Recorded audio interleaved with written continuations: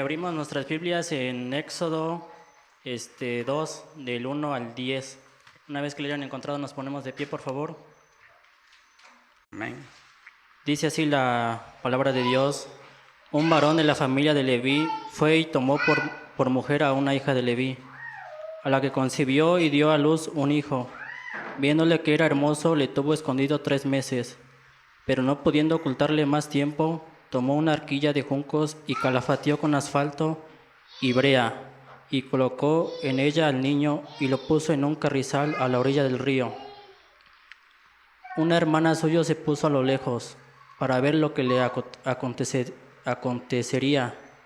A la hija de Faraón descendió a lavarse el río, y paseándose sus doncellas por la ribera del río, vio a ella la arquilla en el carrizal, y envió una criada suya a que la tomase. Cuando la abrió y vio al niño, he aquí que el niño lloraba, y teniendo compasión de él, dijo: de los niños de los hebreos es este. Entonces su hermana dijo a la hija de Faraón: iré a llamarte una nodriza de las hebreas, para que te críe este niño. La hija de Faraón respondió: ve. Entonces fue la doncella y llamó a la madre del niño, a la cual dijo la hija de Faraón: lleva a este niño y críamelo, y yo te lo pagaré. Y la mujer tomó al niño y lo crió. Cuando el niño creció, ella lo trajo a la hija de Faraón, la cual lo prohijo y le puso por nombre Moisés, diciendo: porque de las aguas lo saqué. Amén. Gracias, pueden tomar su lugar. Gracias. Dios bendiga su palabra en esta noche, hermanos. Y bueno, pues, ¿de qué estamos hablando? Estamos hablando de una mujer que ha procreado un hijo. Y esta noche es una noche especial porque queremos honrar a las mujeres por las cuales nosotros estamos aquí, porque ellas han procreado un hijo y lo han educado. Y nuestra enseñanza del día de hoy tiene que ver con la vida de Moisés y en específico con su mamá. Dice la Escritura, de lo que acaba de leer mi hermano Yair, hay un contexto y ustedes deben recordarlo, que José tuvo 12 hijos. Cuando tenía 11, el más pequeño se llamaba José, y él amaba mucho a José, y le hizo una túnica de colores que lo distinguía del resto de sus hermanos. Y él era su consentido mientras sus hermanos iban a trabajar al campo, a cuidar a los animales y a ver lo de sus huertos. El hijo se quedaba con el padre, José. Y entonces le tuvieron envidia. Y más envidia le tuvieron cuando él llegó y les dijo: acabo de tener un sueño en el que yo me ponía en el centro de todos ustedes y cual trigo todos ustedes me reverenciaban. Y es un sueño de parte de Dios. Y ellos, dice la Biblia, que enardecieron su corazón de envidia y decidieron matarlo. Y para esto lo llevaron al campo. Y ahí en el campo estaban dispuestos a matarlo, a José, al hijo de Jacob, hermano de ellos. Pero hubo un hermano que le dijo: no lo matemos, mira, vamos nosotros a echarlo en este foso, y a quien pase de las caravanas que venden esclavos se lo vamos a vender. Y así fue. Pasó la caravana y ellos le vendieron al esclavo, como era un niño. El precio de un esclavo era menor, era de 20 monedas. Y en 20 monedas vendieron a su hermano, el cual fue llevado a Egipto y ahí fue vendido a una persona que era miembro del consejo, era un agente de confianza de Faraón, y estuvo ahí sirviendo. Muchos saben la historia de José el soñador, al que se le revelaba Dios en sueños, y que tuvo un encuentro con la mujer de Potifar, con la mujer de su jefe, y él salió huyendo y ella alcanzó a rasgar sus vestiduras y empezó a gritar: este hombre ha querido abusar de mí por despecho. Lo denunció y así José fue a parar a la cárcel. Ahí en la cárcel, hermanos, conoció a otro que estaba ahí y le dice, ¿tú por qué estás aquí? Pues yo soy el copero del rey, le dijo, y pronto voy a salir. Y cuando Faraón tuvo esos sueños en los que él veía 7 vacas gordas y veía 7 vacas flacas, ofreció una recompensa muy grande para cualquiera que le declarare cuál era el significado de ese sueño. Y el copero le dijo, hay un hombre en la cárcel que yo conocí y ese hombre te puede revelar tu sueño. José vino y le dijo a Faraón, tu sueño es que vas a tener 7 años de prosperidad, de una gran abundancia en tus graneros, cual no ha habido jamás, pero después, pasados esos 7 años, vendrá una hambre sobre el mundo, en la cual, si tú eres sabio, almacenas tu grano, podrás resistir ese tiempo de escasez, ese tiempo de prueba que Dios ha determinado. Y como las cosas así sucedieron, a José le fue dado un segundo lugar en ese reino. En un reino en el que él era un hijo de hebreos y ahora estaba en una tierra de egipcios, de Egipto, siendo el segundo de Faraón. Ese es el antecedente del nacimiento de Moisés. Porque los de Egipto, cuando José murió y trajo a su familia, dice la Biblia que salieron 70 personas salieron de Israel. Pero en algún momento estos empezaron a multiplicar, y esto provocó un celo, porque dice la Biblia en el Éxodo 1:12, que cuanto más los oprimían, tanto más se multiplicaban y crecían, de manera que los egipcios temían a este pueblo de Israel que se estaba multiplicando. Ellos habían dicho, seamos sabios para que este pueblo no se multiplique, porque si hay una guerra y ellos se asocian con nuestros enemigos, ellos dejarán de trabajar para nosotros. Así que ante ese temor, ellos ordenaron, el faraón, el rey de Egipto, ordenó a las parteras hebreas. Y si tienen ahí su Biblia, ábranla en el capítulo 1 de Éxodo, en el versículo 15, dice la escritura, y habló el rey de Egipto a las parteras de las hebreas, una de las cuales se llamaba Cifra y la otra se llamaba Fua. Dice un comentarista, gracias a Dios nadie le ha puesto ese nombre a sus hijas, ¿verdad? Y lo que el faraón les dijo, cuando asistáis a las hebreas en sus partos y vean el sexo, si es niño, mátenlo, y si es hija, entonces vivirá. Las parteras, dice la escritura, temieron a Dios y no hicieron como el rey les mandó, sino que preservaron la vida de los niños. Y cuando el faraón se dio cuenta de que los niños seguían naciendo, seguían multiplicándose, le dijo a las parteras, ¿por qué habéis más niños? ¿Por qué ustedes no habéis obedecido mi mandato? Y ellas respondieron, las mujeres hebreas, en el verso 19 dice, del capítulo 1, porque las mujeres hebreas no son como las egipcias, son robustas y dan a luz antes de que la partera venga a ellas. Y están teniendo hijos. Y dice la escritura que Dios hizo bien a las parteras, el pueblo se multiplicó y se fortaleció en gran manera. Y por haber las parteras temido a Dios, Él prosperó a sus familias. Así que, hermanos, cuando somos obedientes al Señor, Él tiene cuidado de nosotros. Y dice aquí la escritura que Él prospera a las familias. Y a veces muchos piensan que este asunto se resuelve con dinero. No todo se resuelve con dinero. La salud que tú tienes no la paga el dinero.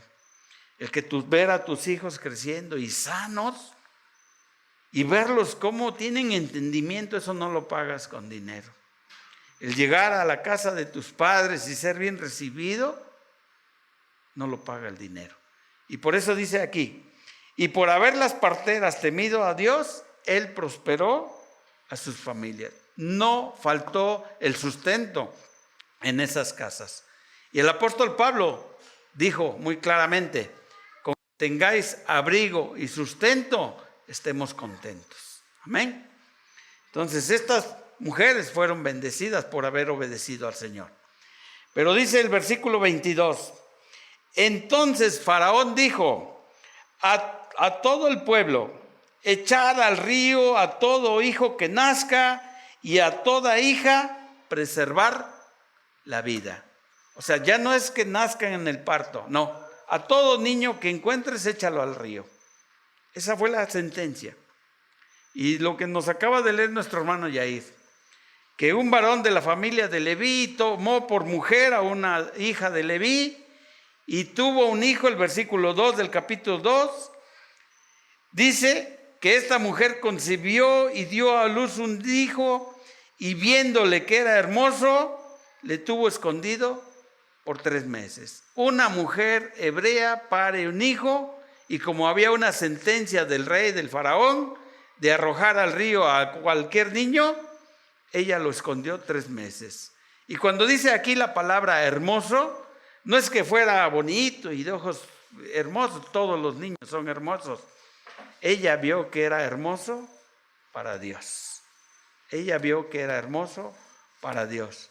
Y por eso dice aquí que le estuvo escondido durante 3 meses. Pero cuando el niño crecía, cuando el niño lloraba, cuando había evidencia de este niño afuera de la casa, en cualquier momento se lo iban a quitar. Y entonces ya no lo pudo esconder más tiempo. Entonces ella sabía que ciertas horas del día la hija del faraón iba a bañarse al río y entonces ella tomó una arquilla de juncos, hizo una canasta, la calafateó con brea, es decir, que la selló y entonces arrojó al niño ahí por donde la hija de faraón se bañaba, se paseaba junto con sus doncellas y eso hizo que la vida de Moisés se preservara, porque esta vida estaba destinada a morir desde antes que él naciera. Y así sucedió, hermano. Lo que nos leyó Yair, dice que estaba la hija de Faraón paseándose, bañándose en las orillas, en la ribera del río, encontró al niño y entonces la hermana de la madre, ¿alguien sabe cómo se llamaba la mamá?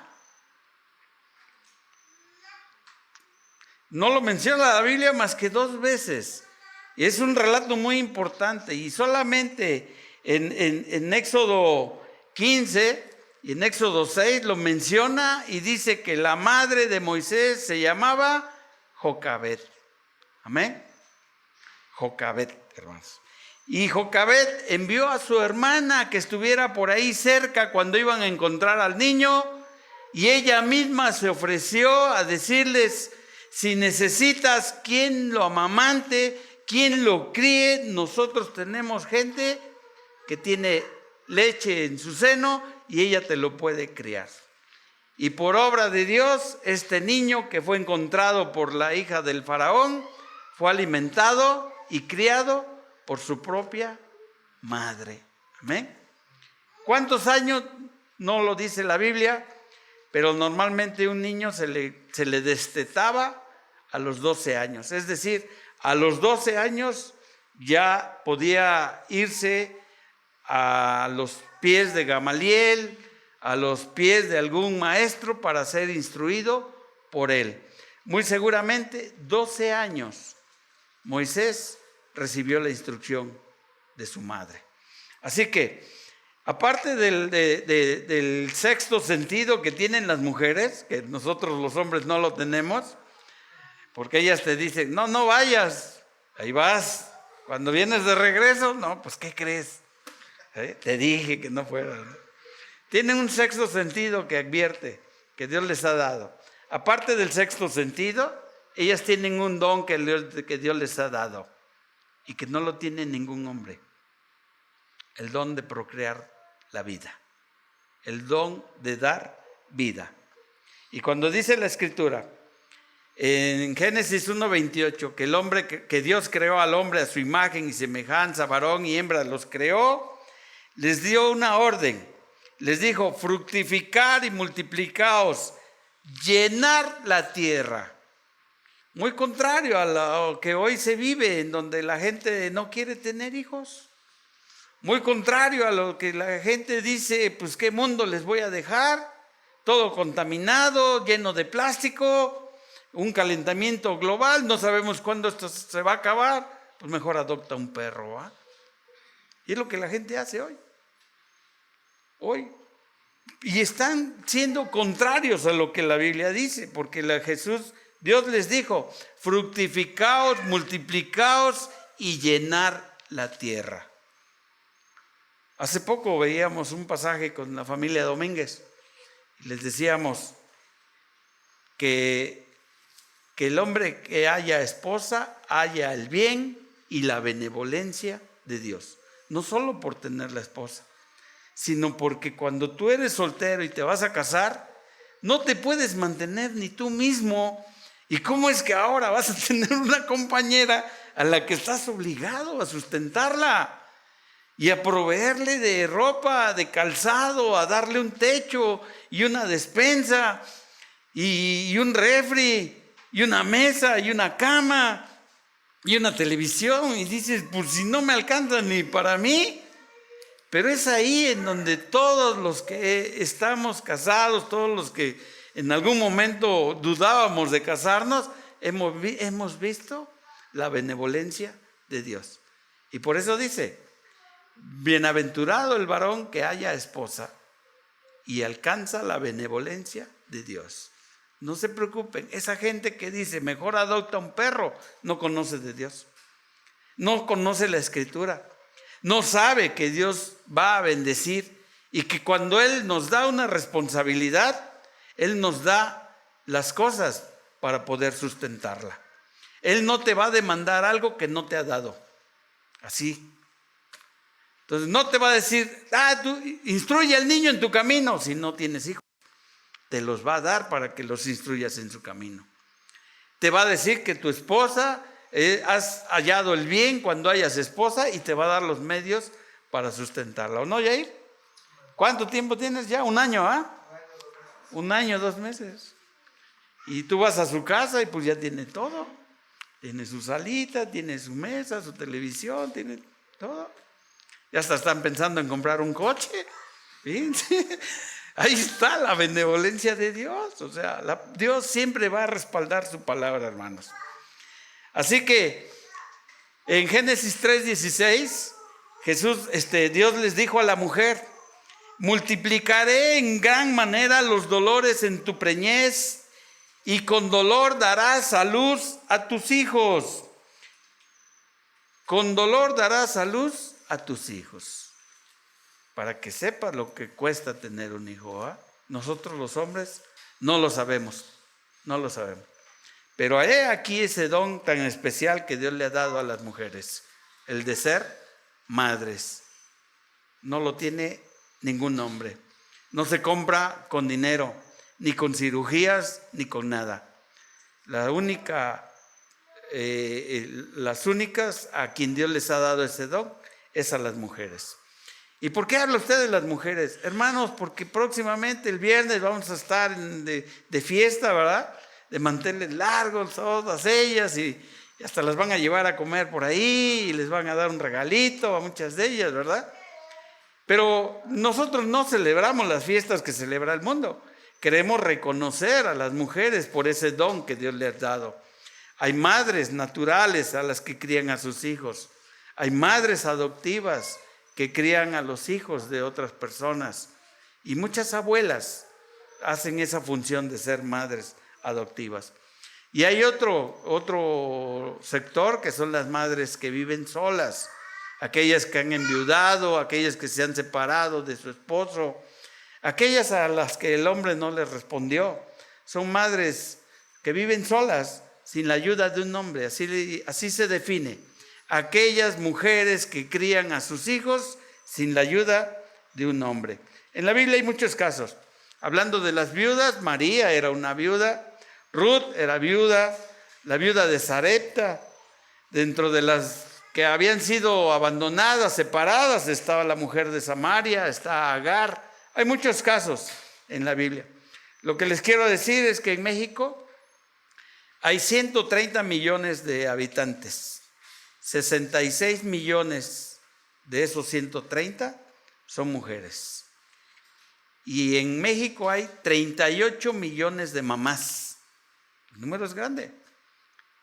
38 millones que son de mujeres que son mamás. De esos 66 millones de mujeres que hay en México, muchas porque apenas nacieron, otras son unas niñas, otras ya están en la edad en la que ya no pueden tener hijos, pero de las que sí pueden hay 38 millones de mujeres que son mamás. Así que, hermanos, tenemos mucho que celebrar en casa. Todos tenemos una mamá, todos tenemos una compañera, todos tenemos una esposa y hay mucho que celebrarles. Y lo que reconocemos, hermanos, es que todas las madres se esfuerzan y se esfuerzan mucho. Nosotros los hombres no soportamos la carga que ellas llevan. No la soportamos. Vamos, trabajamos y regresamos y ya queremos que nos pongan ahí las chanclas, la silla, tu plato de comida y como si viniésemos muy cansados, ¿verdad? Y decimos, vengo muy cansado, porque no aguantamos lo que ellas aguantan. Ellas trabajan en casa y fuera de casa. ¿Sí? Cuando llegan de trabajar, vienen todavía a preparar la comida, a atender a sus hijos. Ellas guisan, hacen de comer y muchas veces se abstienen ellas de comer para que coman sus hijos y coma su marido. Y ellas se aguantan, se guardan. Estas madres se esfuerzan. Ellas lavan, planchan y nunca se quejan. Ellas son dignas de admiración y de nuestro respeto.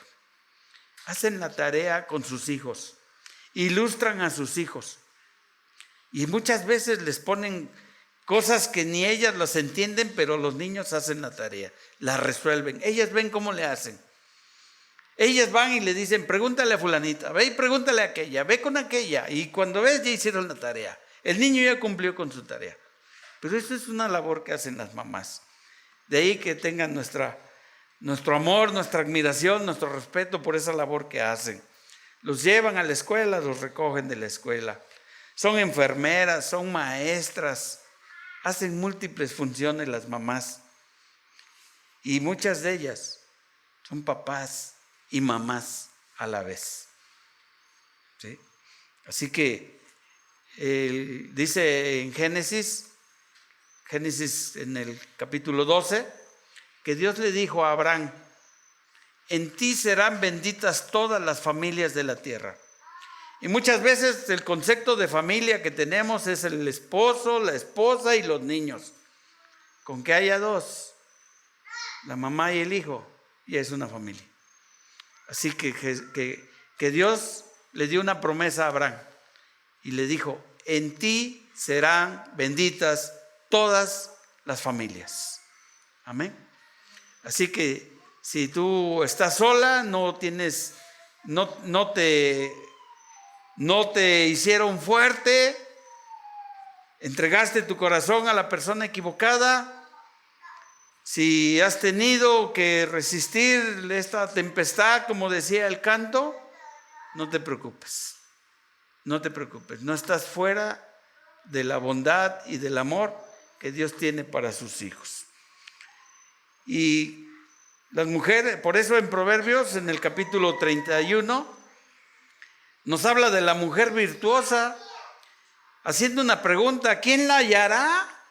Búsquenla. No la tienen que ir muy lejos. Ahí está tu mamá, ahí está tu esposa. ¿Quién la hallará?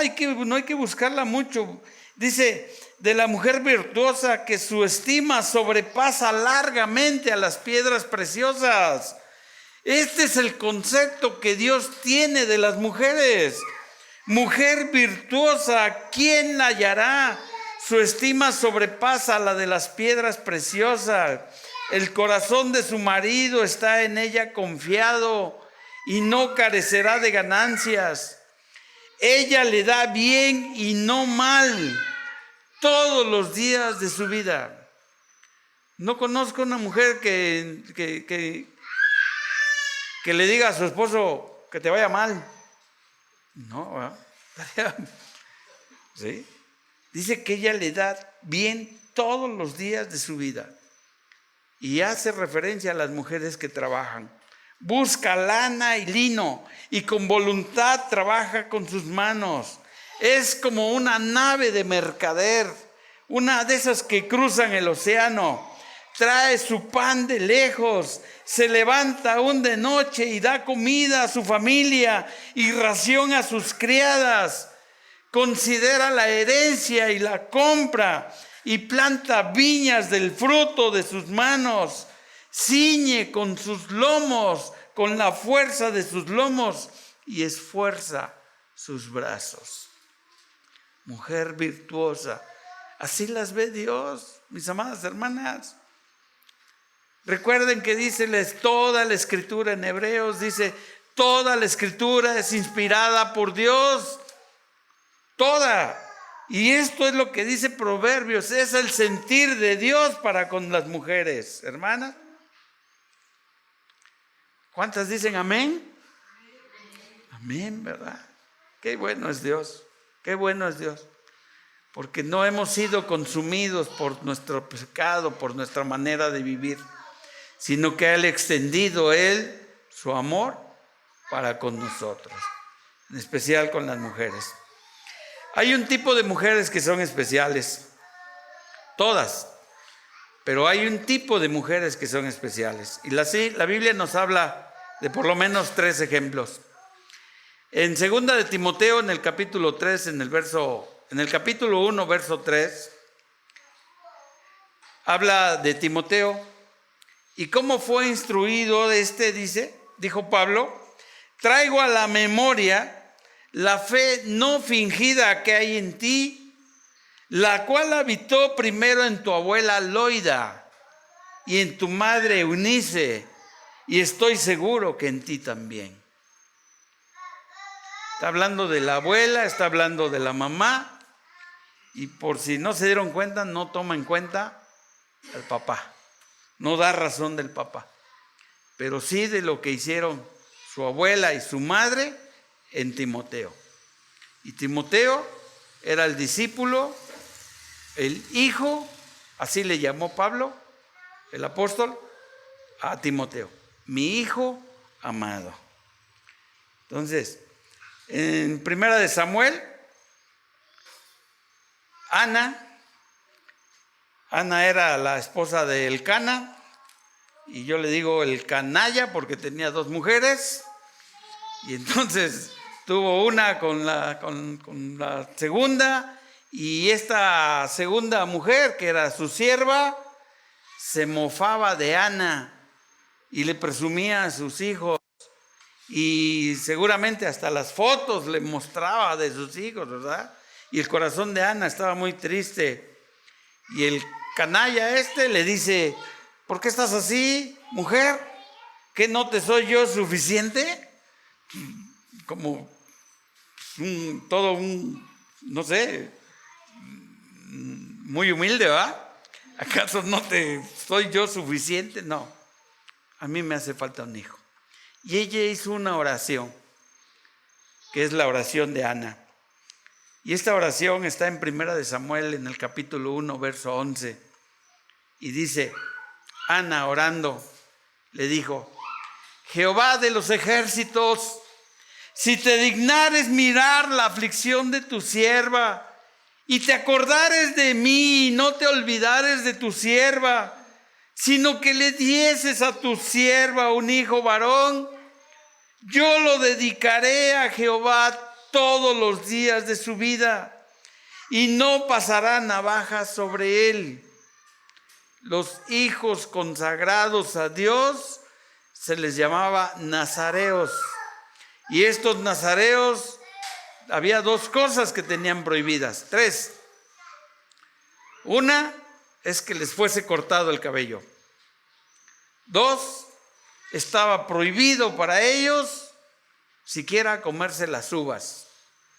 El vino estaba prohibido. Y 3, que no podían tener mujer. ¿Sí? Entonces, ¿se acuerdan de Sansón? Sansón tuvo un problema. Su debilidad eran las mujeres. Hasta que una de ellas le dijo: dime cuál es la razón de tu fuerza. Dime en qué consiste que de ser una persona normal te vuelves un Hulk y haces morir al ejército. ¿En dónde está la razón de tu fuerza? Y varias veces él se lo ocultó, varias veces él se lo negó, varias veces le engañó, hasta que le dijo: mi fuerza está en el cabello. Y cuando a él lo raparon, se acabó su fuerza, y no era la fuerza que tenía él a través del cabello. Se acabó el respaldo que tenía de parte de Dios para las obras portentosas que él estaba haciendo. Ahí se acabó su relación con Dios. Así que ese es un ejemplo de lo que es un nazareo. Pero nosotros vemos la oración de Ana. Si quieres mirar y te acuerdas de la aflicción de tu sierva, y si le dieras un hijo varón, yo te lo voy a dedicar. Amén. Ahí vemos la influencia de una madre, una abuela como lo fue Eunice y Loida, y la influencia que tiene una mamá en un hijo. Y lo que acabamos de leer ahora con Moisés, cuando lo busquemos en nuestras Biblias, en Hebreos 11, hermanos. Hebreos capítulo 11, verso 23.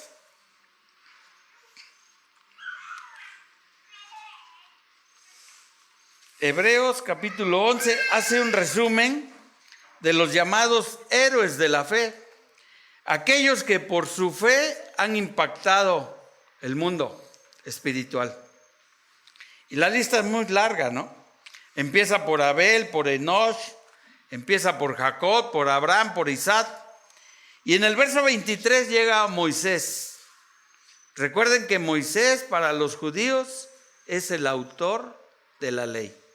Y Moisés es todo un personaje en la Biblia, porque él fue el que escribió los libros de Génesis, los primeros 5 libros de la Biblia. Él fue al que Dios inspiró para escribirlos. Y dice el verso 23, recordemos que estamos hablando de los llamados héroes de la fe. Así como en el fútbol hablas de Messi, de Pelé, de Maradona, hablas de Beckham, tienes tus héroes del fútbol. Así aquí en la Biblia nosotros tenemos los héroes de la fe.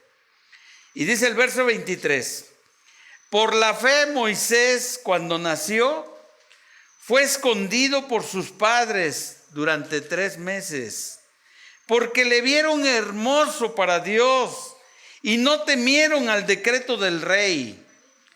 Y esto lo hicieron por la fe, porque ellos creían en un Dios todopoderoso que les iba a respaldar. Verso 24. Por la fe Moisés, ya hecho grande, rehusó llamarse hijo de la hija de Faraón. Recordemos que a él lo crió, o él se hizo de la familia de Faraón. Y por la fe Moisés rehusó llamarse hijo de la hija de Faraón. Hay una película ahí para niños que se llama El Príncipe de Egipto, porque Moisés estaba destinado a ser el rey en Egipto, en una tierra que no era la de él, en una crianza que no era la suya, porque a él lo crió una mujer hebrea y le enseñó los estatutos, los mandamientos de Dios.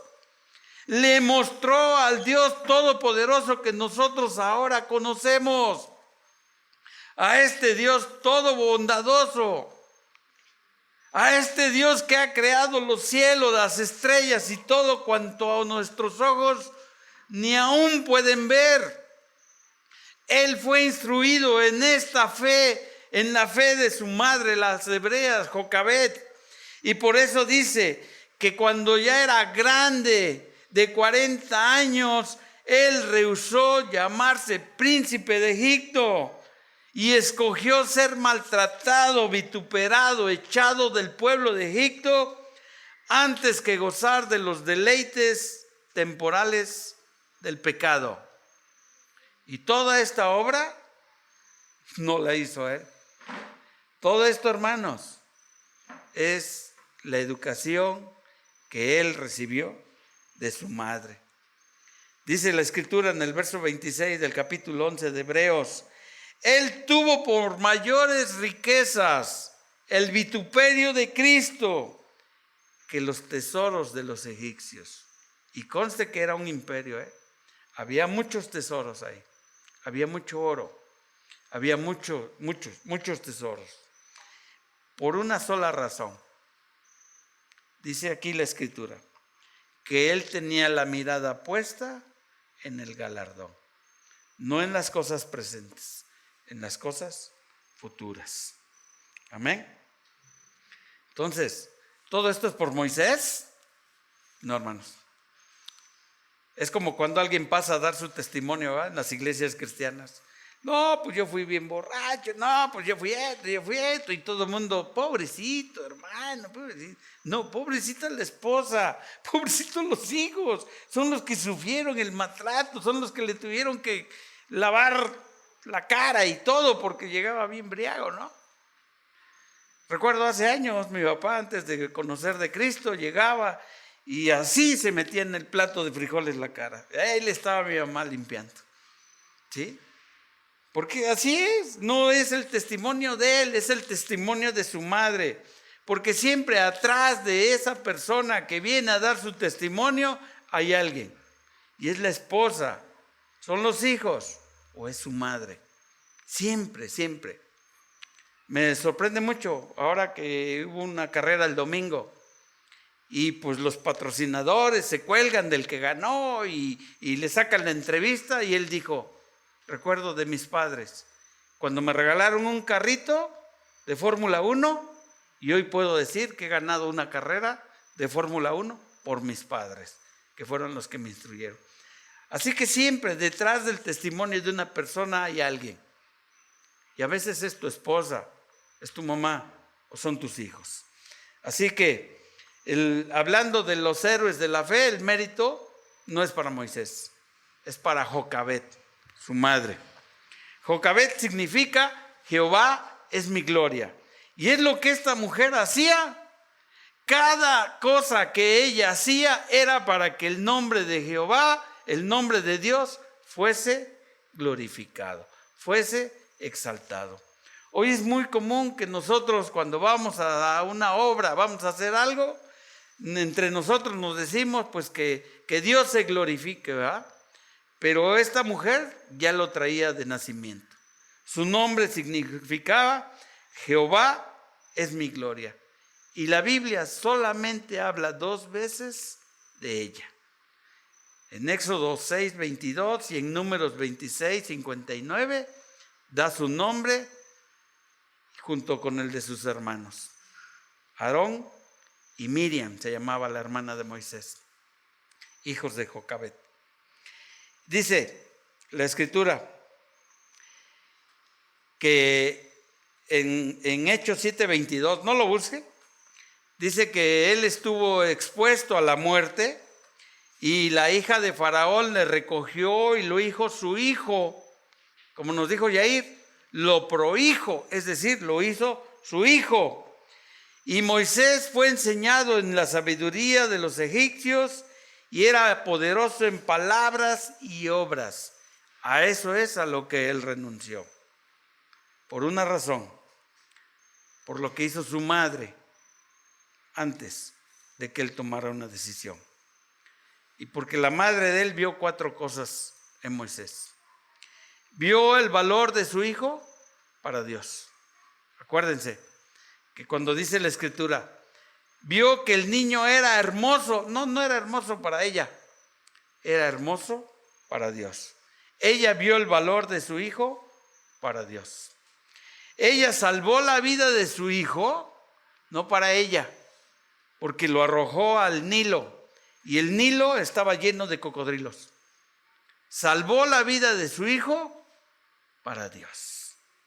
Ella le impartió la fe de Dios a su hijo y ella cimentó la vida de su hijo sabiendo que Dios tenía propósitos para su hijo.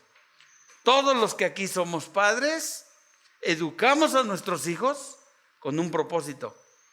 Que sea ingeniero, que sea abogado, que sea doctor, que sea piloto, que sea cualquier profesión.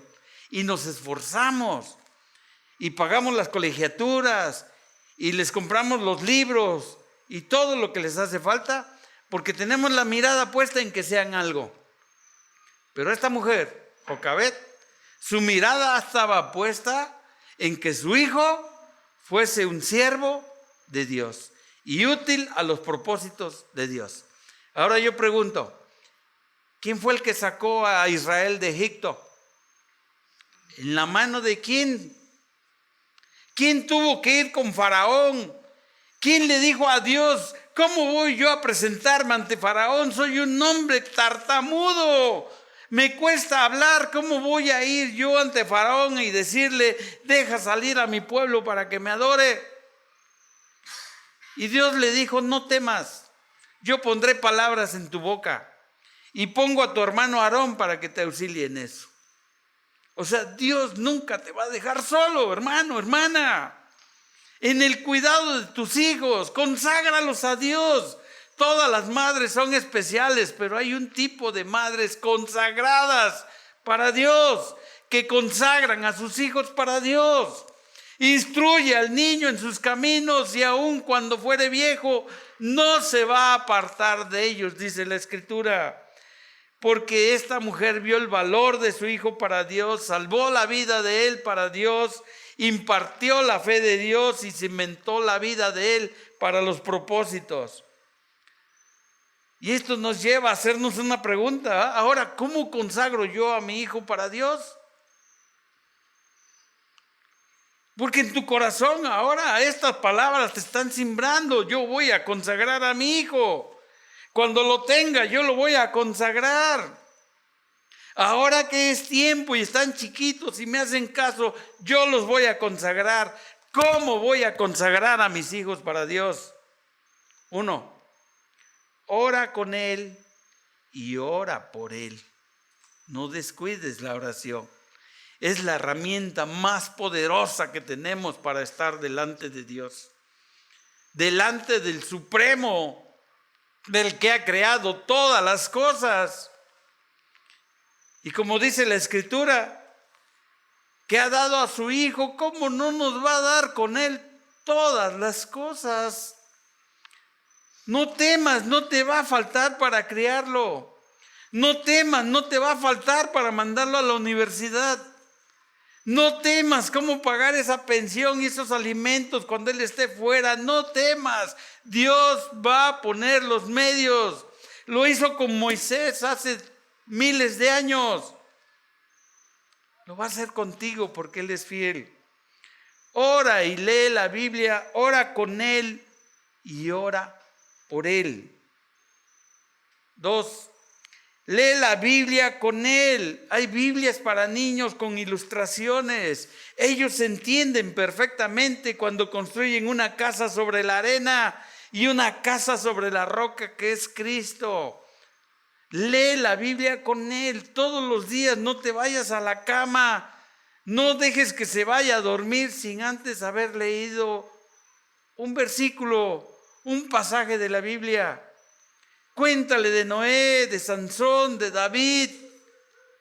Cuéntale de lo que Dios hizo cuando abrió el mar rojo.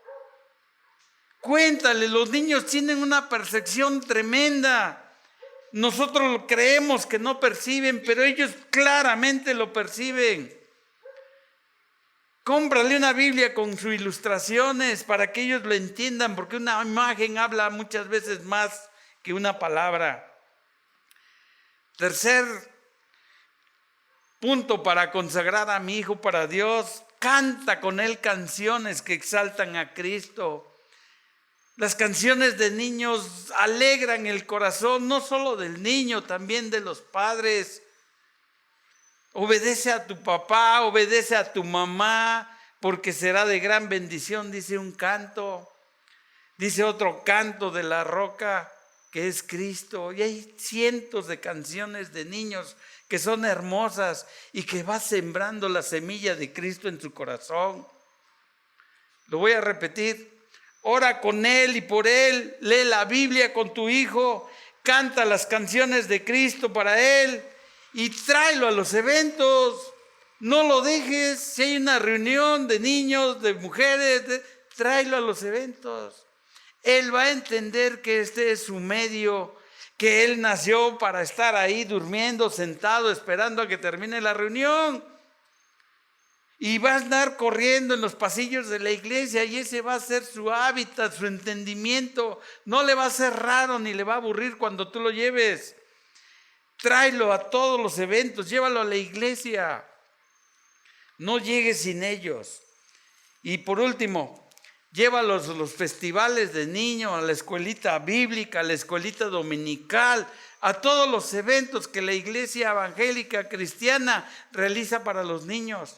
Siempre hay bendición en ellos, nunca salen con las manos vacías. Cuando menos un dulce, un juguete, siempre se llevan ellos. Esa es bendición. Y esa es la manera en la que podemos nosotros consagrar a nuestros hijos para Dios. De la misma manera como lo hizo esta madre, de la cual Moisés es lo que es, por lo que fue instruido por su madre. Amén. Damos gracias a Dios, hermanos.